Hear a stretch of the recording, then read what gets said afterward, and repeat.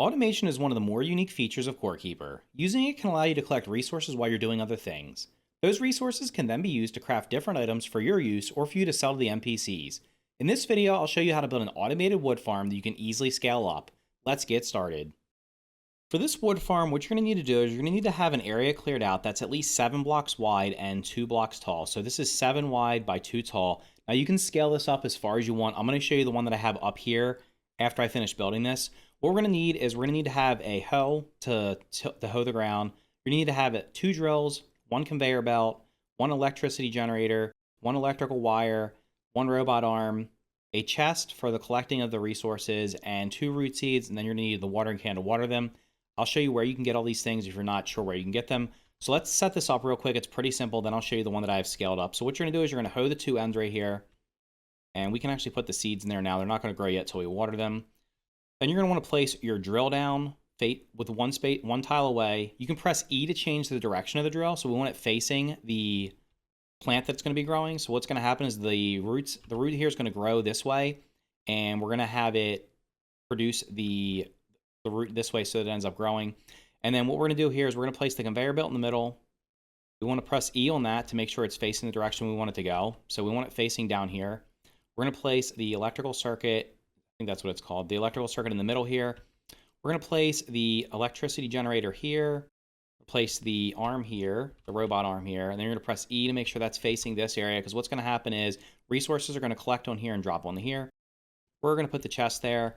Then what we're going to do is we're actually going to move this bridge a little bit. Let me move the bridge, because what I want to do is make sure that the root is growing the right way. So what we're going to do is we're going to actually dig this ground up here, because we don't want the root growing. We want to force the root to grow this way so it's growing toward the drill. And then basically all we have to do is water these crops, and they'll start growing at some point. They're going to take a couple minutes to grow. And can I water this? Let me just build over here real quick to water this one. Once you water them, they're good to go. They'll grow forever. So we'll just water that. Then we'll just break this one right here. And we're good to go. So that's set up. So that's basically all you want to do. This thing will grow over time. What I'm going to do is I'm going to show you the one that's up here that I have scaled up. And you'll see how it's working here. So hopefully one of the roots will prop while we're watching. So basically all I did was I think I put 10. It's 1, 2, 3, 4, 5, 6, 7, 8, 9, 10. So we have 10 on each side, 20 total. These roots grow, it seems like they grow at a different pace. It'll pop out a root, it'll get drilled, and then it'll come down here. I believe this is the most efficient way you can build it, because if you give the roots the opportunity to grow in any direction, I think it's random which direction they grow. I mean, theoretically, you could have a drill on each side, but this is going to end up being, from what I've seen, the most efficient, and hopefully one of them will pop real quick and you'll see what happens. You can see I've had this running for a couple days. We have 1,500 wood in there and 23 root seeds.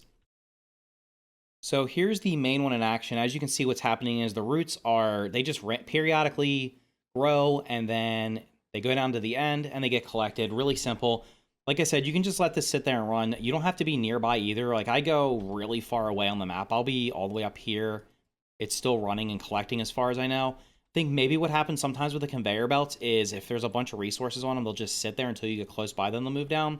But I've never had any issues. And if you have it set up this way so they just fall in one spot here, they'll always get picked up. So this is pretty useful for getting as much wood as you can basically use. Now, what would you use that wood for? Let's go in here and take a look at that, as well as where you're going to get all these things.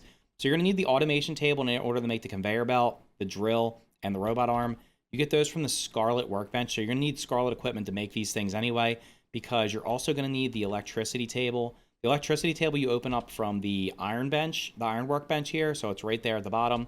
You'll get that. That's where you're going to get the electricity generator as well as the electrical wires. So you just need one of each of those, depending on if you're going to scale this up. And then you're going to need to make as many drills as you need. So you're going to need some Scarlet and iron. So obviously this is going to be more of a later game thing, mid to late game thing, after you've gotten to the Azos' Wilderness and got yourself some Scarlet. So what would you use these for? So a couple of things you could use them for. If you wanted to, you could either craft them into these wooden structures here. Specifically, you could use wooden bridges, which you can use to traverse like different areas of the map. So I typically use stone bridges because I've always had a lot of stone.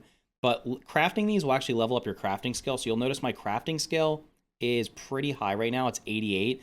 That's pretty much been from crafting as many stone things as I can get. So as I've gone through and gotten lots of stone, I basically just sit there and turn it into bridges, floors, walls, stuff like that. Easy resources. The higher the tier is going to give you the better the resources. But in this case with the wood, you could either use it to make these. You could also use it to make wood pickaxes or wood shovels, because you can sell those to the merchants that are up here, the NPCs. If you just sell them wood directly, let's get this guy selected.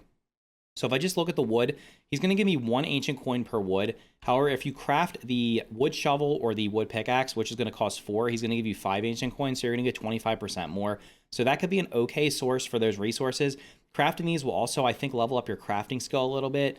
But for me, mainly what I'm going to use them for is probably just to make the wooden bridges and stuff like that. So it's up to you what you kind of want to use them for. But anyway, that's how you make an automated wood system. Like I said, this is easily scaled up. You can make this as big as you want.